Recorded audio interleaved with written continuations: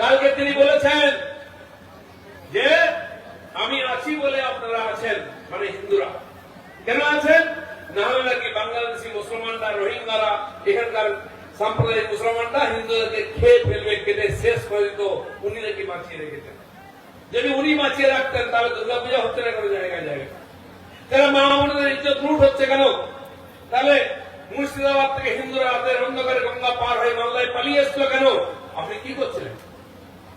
যখন CA pass হলো আইন কেন্দ্রে বাংলাদেশের উদ্বাস্তু হিন্দুদের নাগরিকত্ব দেওয়ার জন্য, তখন কেন বেলডাঙ্গার স্টেশন পুড়িয়ে দেওয়া হয়েছিল?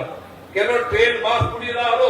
কেন দাঙ্গা বন্ধ করে রাস্তা বন্ধ করে দেওয়া হলো 3 দিন ধরে? আপনি কি করছেন? আপনি আছেন বলে এগুলো হচ্ছে। আপনি আছেন বলে হিন্দুরা ভয়ে ভয়ে আছে। তাই এই সরকার থাকলে হিন্দুদের ভয়ে ভয়ে বাঁচতে হয়। এই সরকার মমতা ব্যানার্জি কেন্দ্রে থাকলে, ক্ষমতায় থাকলে মেয়েরা রাস্তার বাইরে বেরোতে পারবে না। স্কুল কলেজ গেলে চিন্তায় থাকবেন। বাড়ির বউরা মেয়েরা বাজারে গেলে আপনি চিন্তায় থাকবেন যতক্ষণ না ফিরে আসছেন।